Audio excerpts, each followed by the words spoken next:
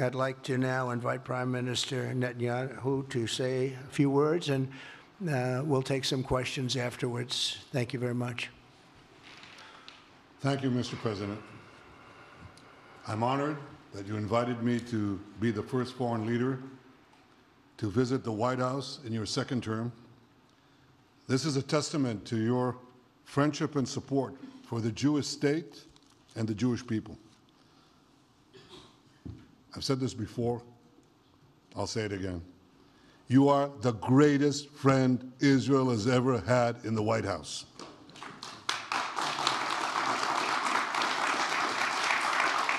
And that's why the people of Israel have such enormous respect for you.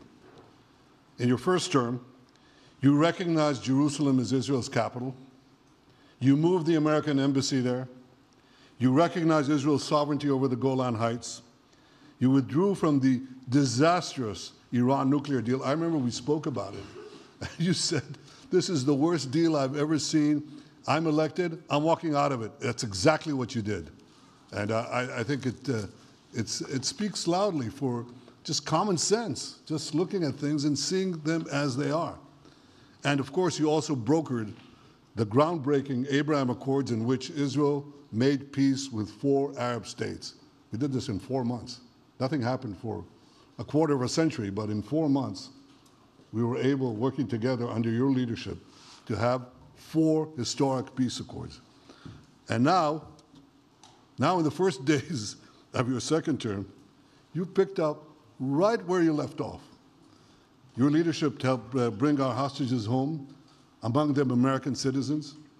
You freed up munitions that have been withheld from Israel.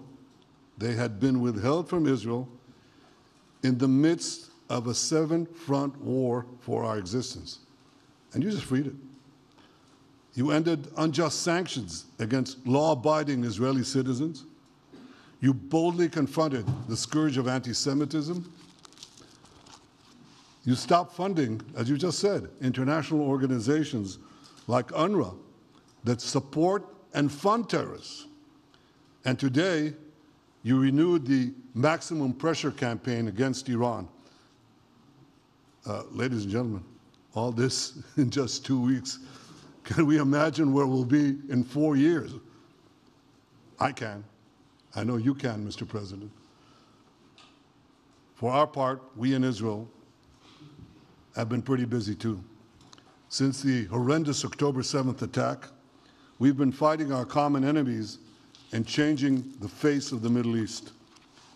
On that infamous day, Hamas monsters savagely murdered 1,200 innocent people, including more than 40 Americans. They beheaded men, they raped women, they burnt babies alive, and they took 251 people hostage to the dungeons of Gaza. And after this worst attack on Jews since the Holocaust, Iran and its henchmen in the Middle East were absolutely ecstatic. Haniya praised the massacre.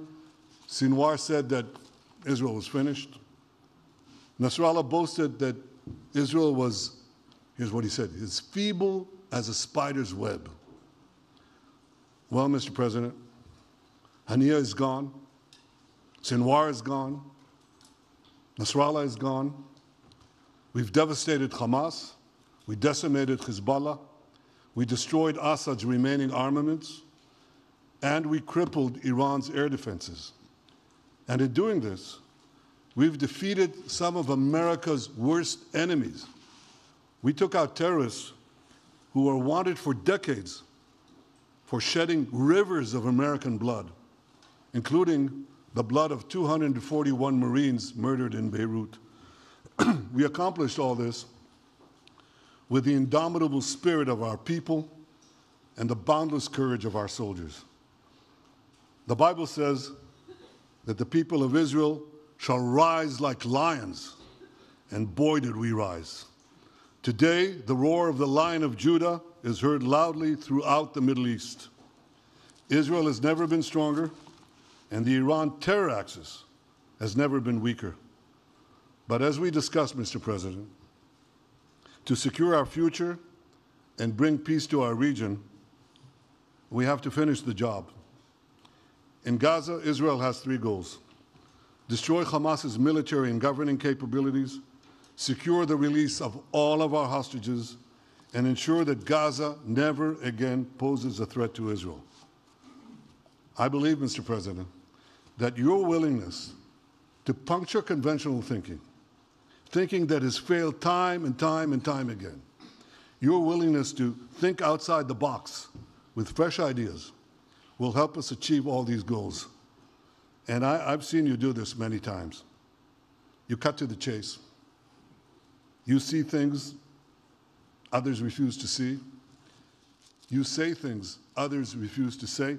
And after the jaws drop, people scratch their heads and they say, you know, he's right. And this is the kind of thinking that enabled us to bring the Abraham Accords. This is the kind of thinking that will reshape the Middle East and bring peace. We also see eye to eye on Iran. That's the same Iran that tried to kill us both. They tried to kill you, Mr. President. They tried through their proxies to kill me. We're both committed to rolling back Iran's aggression in the region and ensuring that Iran never develops a nuclear weapon. Mr. President, ladies and gentlemen, Israel will end the war by winning the war. Israel's victory will be America's victory. We will not only win the war, working together, we will win the peace. With your leadership, Mr. President, and our partnership, I believe that we will forge a brilliant future for our region and bring our great alliance to even greater heights. Thank you. Thank you very much, baby. Very nice. Thank you.